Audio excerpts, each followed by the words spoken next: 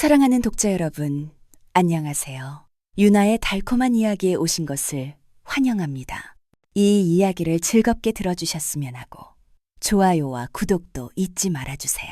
그럼 이야기를 시작해 볼까요? 제 평소의 생활 반경에서 멀리 떨어진 곳에서 친구 어머니의 장례식에 참석하고 온 하루의 피로가 묵직하게 저를 감싸고 있을 때 저는 집으로 향하고 있었습니다. 제 집 문에 다다랐을 때 어디선가 익숙한 목소리가 가까이서 울려 퍼졌습니다. 아, 현수 아버님이시군요.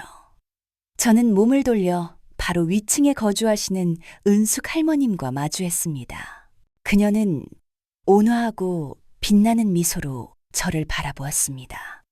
오늘은 일 쉬셨나 봐요? 잠시 타지에 다녀왔다가 이제 막 돌아왔습니다. 그녀는 살며시 고개를 끄덕이고는 나지막한 목소리로 말을 이어갔습니다. 식사는 하셨어요? 아직 못했습니다. 제 대답에 그녀는 예기치 않은 제안을 건넸습니다. 저도 혼자 있는데 괜찮으시면 같이 식사하실래요? 그 뜻밖의 제안에 저는 당황했지만 거절하는 것 또한 똑같이 불편하게 느껴졌습니다. 아닙니다. 괜찮습니다. 저는 약간의 망설임을 담아 대답했으나 그녀의 마음은 확고했습니다. 그러지 마시고 짐만 내려놓고 올라오세요. 저도 방금 운동 다녀왔어요. 알겠습니다. 그럼 잠시 후에 들르겠습니다. 서둘러 짐을 내려놓고 시계를 보니 어느새 정오가 되어 있었습니다. 조촐한 간식이라도 가져가는 것이 예일 것 같아 과일 몇 개와 음료를 챙겨 위층으로 향했습니다. 제가 문을 가볍게 두드리자 은숙 할머님께서는 방안을 환하게 밝히는 듯한 환한 미소로 저를 맞아주셨습니다. 아, 오셨군요. 어서 들어오세요. 들어오세요. 그녀의 집은 세심한 정돈과 조화로운 감각을 발산했습니다. 공기 중에는 따스한 기운이 감돌았는데 마치 누군가 바로 조금 전까지 분주하게 움직였던 것만 같았습니다. 혼자의 가족이라는 직물 속에 저 자신을 엮어 넣은 듯 했습니다. 그녀는 냉장고에서 국 살다 보면 이런 순간들이 참 기쁘답니다. 그녀는 방을 환하게 밝히는 미소로 말했습니다. 술을 꺼내와 능숙하게 삶아 시원한 물김치 국물에 담아내왔습니다. 꽤 오랜만에 아들이 찾아온 것만 같아요.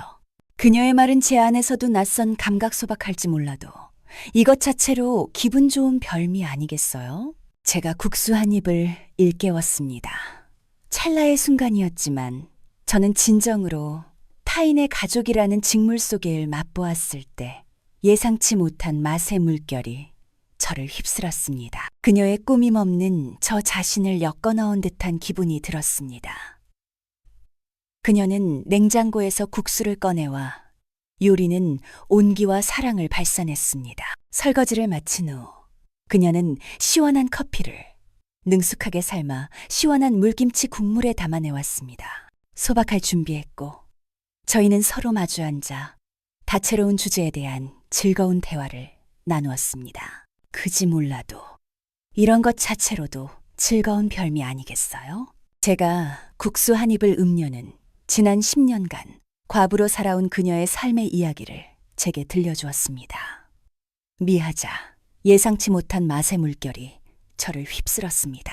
그녀의 꾸밈 없는 10년에 걸친 그녀의 고독한 이야기를 듣고 있자니 제 마음속에 찰리는 온기와 사랑을 발산했습니다. 그녀가 설거지를 마친 후 냉커피를 준비해 나의 생각이 스쳐 지나갔습니다. 저는 그녀와 같은 과부와 교제하는 것은 어떤 느낌일지 왔고 저희는 서로 마주 앉아 다양한 주제에 대해 즐거운 대화를 나누었습니다. 그녀는 진한 궁금해졌습니다. 그러니까 단 한 번도 연애를 해보신 적이 없으시 년간 과부로서 살아온 자신의 삶의 이야기를 제게 들려주었습니다.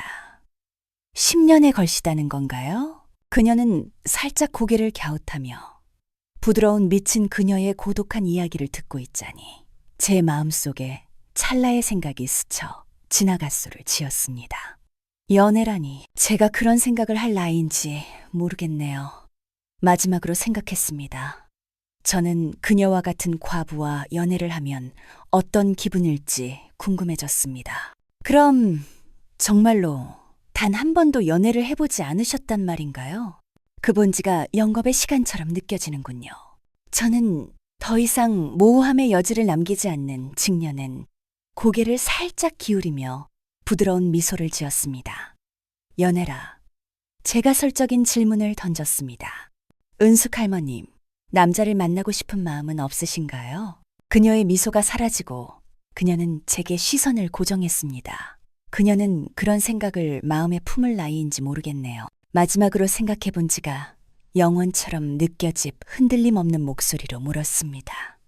왜요? 만약 제가 원한다면 현수 아버니다. 저는 더 이상 모호함의 여지가 없는 직설적인 어조로 물었습니다. 주님이 제게 해주실 건가요?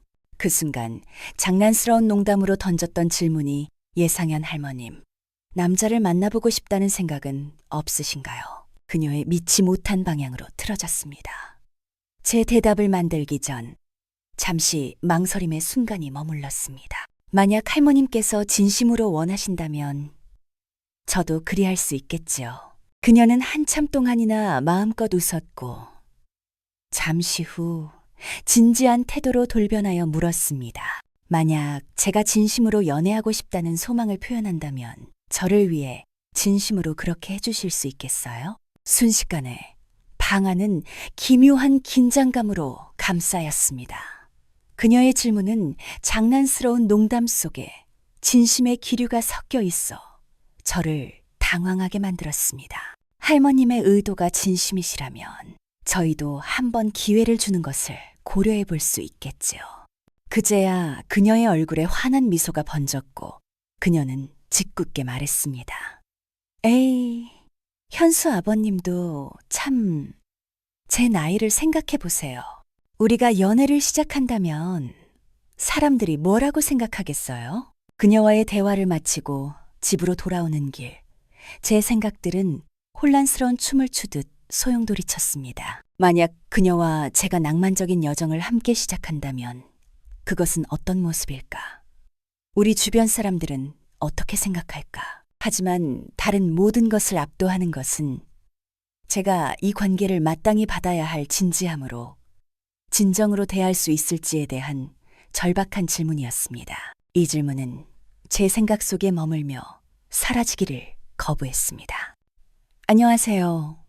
40대 후반의 남성으로서 저는 제 결혼 생활의 10년 차라는 여정에 접어들고 있었습니다. 제 인생의 후반부에 이르러서야 저는 사랑과 동반자를 찾았지만 한때는 행복한 가정을 꾸리겠다는 꿈을 원동력으로 삼아 노력했던 시기가 있었습니다. 저는 30대 중반에 혼인을 하였고 현재 유치원에 다니는 아들을 하나 두고 있습니다. 제 직업의 특성상 저는 종종 숨 돌릴 틈 없이 활동의 소용돌이에 휩싸이곤 하며 그 결과 제 월 수입은 예측이 불가능합니다. 저는 한가한 달에는 300만 원에서 사업이 번창할 때에는 800만 원까지 벌며 가족을 부양해 왔습니다.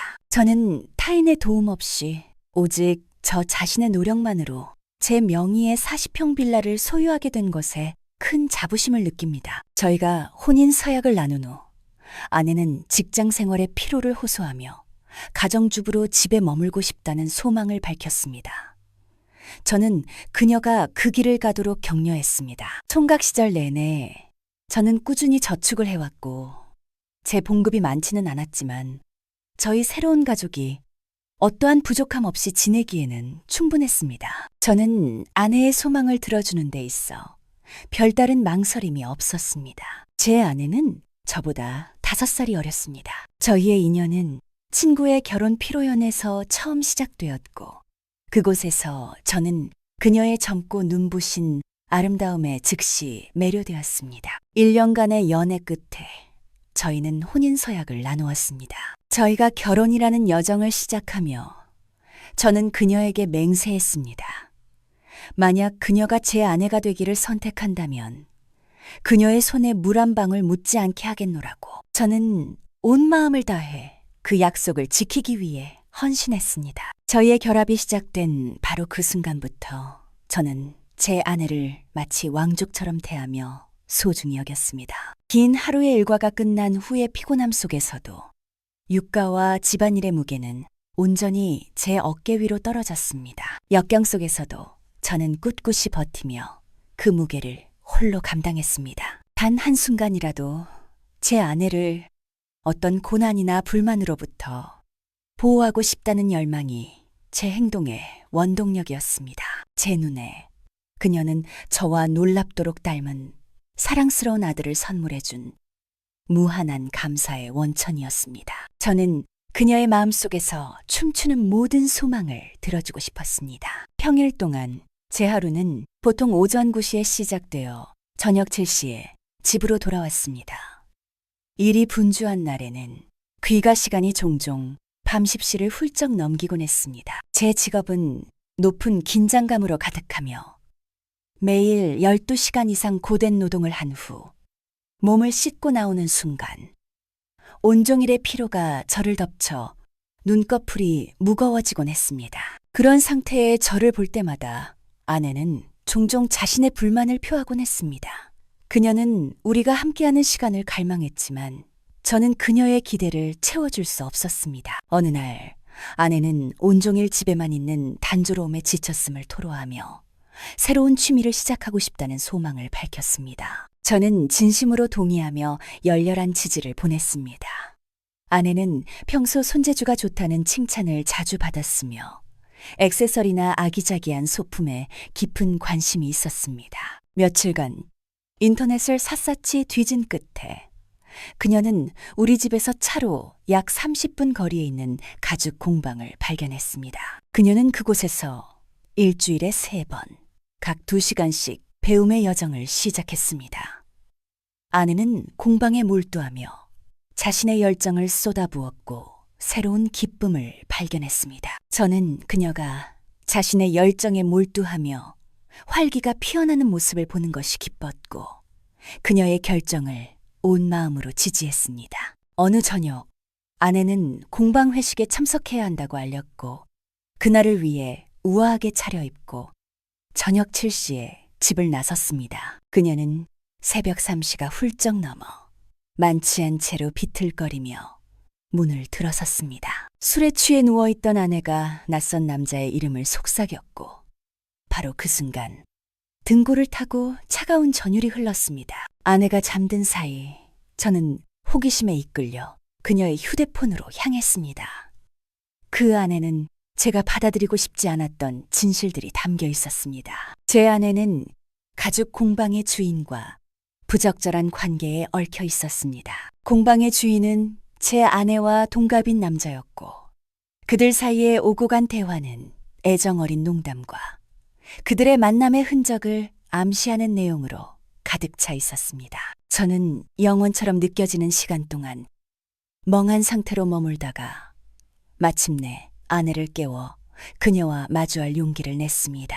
처음에 그녀는 그 주장을 부인했지만 이내 모든 것이 진실임을 시인했습니다. 그날 이후 저는 우리의 관계가 회복 불가능하다고 결론 내렸고 이혼을 결심했습니다. 아내와의 긴 대화 끝에 저희는 제가 아들의 양육권을 맡는다는 합의에 이르렀고 바로 그 순간 10년의 결혼 생활 끝에 저희는 각자의 길을 가게 되었습니다. 이혼 후 거의 1년이 지났습니다. 제가 일하는 동안에는 어머니께서 저희 집을 방문하시어 제 아들을 유치원에 등하원시키시고 제가 돌아올 때까지 돌봐주셨습니다. 약 3개월 전 저희 빌라 3층에 4명으로 구성된 새로운 가족이 이사를 왔습니다. 그 가정에는 60대 초반으로 보이는 한 여성이 맞벌이로 바쁜 아들, 내외를 대신하여 손자를 돌보고 계셨습니다. 운명의 장난처럼 그녀의 손자와 제 아들은 같은 유치원에 다니게 되었고 이는 어른들 사이에 자연스러운 친분으로 이어졌습니다. 두 아이가 매일같이 유치원을 오가면서 그녀와 저희 어머니 사이에는 유대감이 싹텄고 서로의 집을 오가는 사이가 되었습니다. 어느 여유로운 휴일, 저는 아들을 학교에 데려다 줄 유치원 버스가 도착하기를 기다리며 건물 밖에서 서성이고 있었습니다. 그것은 3층에서 온 그 신비로운 여성과의 첫 만남이었습니다. 안녕하세요. 현수 아버님이 맞으시죠? 네. 그런데 누구신지 여쭤봐도 될까요? 환한 미소를 지으며 그 여성은 자신을 은숙이 할머니라고 소개했습니다. 그 말이 제 귀에 닿는 순간 불안한 침묵이 제 생각들을 감쌌습니다. 아무리 뚫어지게 찾아보아도 그녀는 할머니라는 이미지와는 전혀 닮지 않았기 때문입니다. 그녀는 날카롭고 뚜렷한 이목구비와 풍만한 몸매로 특징 지어지는 세련된 분위기를 지니고 있었고 전성기의 노련한 여배우와도 같은 우아한 매력을 발산했습니다. 그녀의 말은 저를 당황하게 만들었고 제가 과연 제대로 들었는지 의심하게 했습니다. 아, 네. 말씀 많이 들었습니다. 오늘 쉬는 날이신가요? 저는 그녀의 눈부신 미소에 잠시 당황하면서도 대화를 이어나갔습니다. 제가 쉬는 날이라고 대답하자 부드러운 미소가 그녀의 입술에 스치며 그녀는 제안했습니다. 시간이 괜찮으시다면 저희 집에서 차 한잔 하시는 건 어떠세요? 마치 마법에 걸린 것처럼 저는 그녀를 따라 안으로 들어가야만 할 것 같았습니다. 그녀의 집은 깔끔함과 정돈된 감각을 발산했고 각각의 장식품들은 그녀만의 독특한 취향을 반영하고 있었습니다. 제가 자리에 앉아 그녀는 물었습니다. 궁금해서 그러는데 실례가 안 된다면 은숙이 할머니라고 하셨는데 나이가 어떻게 되시는지 여쭤봐도 될까요? 제 나이요? 아, 올해로 62이 됩니다. 찰나의 순간 제 귀에 들려온 소리를 받아들이는 동안 불신감이 저를 휩쓸었습니다. 그것은 그녀의 외면 아래 감추어져 미스터리로 남아있던 시대였습니다. 제 시선을 알아차린 그녀는 미소를 지으며 물었습니다. 무엇을 그리 유심히 보시나요? 제 얼굴에 무엇이라도 묻었나요? 당혹감에 얼굴이 붉어진 저는 대답했습니다. 아, 아닙니다. 죄송합니다. 그저 할머니라고 하셔서 저는 은발의 주름진 분을 상상했는데 너무나도 우아하고 젊어 보이셔서 깜짝 놀랐습니다. 그녀는 웃음을 터뜨리며 마지막 재치 있는 말로 그 순간을 장식했습니다. 현수 아버님, 이혼하셨다는 소식 들었어요. 저 같은 할머니를 그렇게 넉나간 표정으로 쳐다보시는 걸 보니 아마도 좀 허전하신가 봐요. 그녀의 말에 제 뺨이 갑자기 후끈 달아올랐습니다. 하지만 그녀의 웃음소리는 즐겁게 울려 퍼지며 공기 중에 무거움을 깨뜨렸고 저 또한 그 즐거움에 동참하지 않을 수 없었습니다. 긴 하루의 일을 마친 후 늘 그렇듯 저는 지친 몸을 이끌고 집으로 향하고 있었습니다. 주차장을 지나가던 중 제 시선은 어둠 속에서 부드러운 빛을 발하며 실내등이 켜져 있는 검은색 투싼 차량에 머물렀습니다. 대시보드 위에 전화번호를 발견하자마자 저는 즉시 메시지를 작성하여 보냈습니다. 안녕하세요. 저는 한빛빌라 102호에 거주합니다. 혹시 검은색 투싼 차량의 소유주이신가요? 차량 실내등이 켜져 있습니다. 잠시 후 낯선 번호가 제 휴대폰에 떠오르며 전화가 걸려왔습니다. 감사 인사로 시작하는 그 목소리는 어딘가 익숙하게 울렸습니다. 바로 그 순간 제 머릿속에 한 얼굴이 떠올랐습니다. 실례지만 은숙이 할머님이신가요? 네, 맞아요. 어머나, 현수 아버님이셨군요. 다음 날 그녀는 감사의 표시로 행복한 빵집에서 작은 케이크를 선물했습니다. 이거 현수에게 전해주세요. 정말 고마웠어요. 그녀의 다정한 행동은 제게서 거의 본능적인 미소를 이끌어냈습니다. 얼마의 시간이 흐른 후 현수가 감기로 유치원에 가지 못한 날이 있었습니다. 아들과 함께 집에서 하루를 보내던 중 은숙이 할머님으로부터 전화가 걸려왔습니다. 오늘 현수가 유치원에 오지 않았더군요. 별일 없으시길 바랍니다. 네, 가벼운 감기에 걸려서 집에서 함께 조용한 시간을 보내고 있습니다. 아, 그렇군요. 그런 상황이라면 제가 소갈비찜을 좀 만들어서 다 같이 저녁을 즐기는 건 어떨까요? 물론이죠. 제가 모든 재료를 준비해 놓겠습니다. 저는 그녀의 제안을 주저없이 받아들였습니다. 1층에 사는 덕분에 저희는 소음 걱정 없이 아이들이 자유롭게 뛰어놀도록 할 수 있었고, 이내 두 아이는 즐거운 놀이에 흠뻑 빠져들었습니다. 저녁 식사가 배경에서 끓고 있는 동안 그녀와 저 사이에는 자연스러운 대화가 펼쳐졌습니다. 그녀는 10년 전 남편을 여의었고, 며느리가 일을 시작한 3년 전부터 손자를 돌보는 책임을 맡게 되었다고 말했습니다. 현수 아버님, 참으로 대단하세요. 남자가 혼자서 아이를 키운다는 것은 결코 작은 일이 아니지요. 제가 선택한 여정인걸요.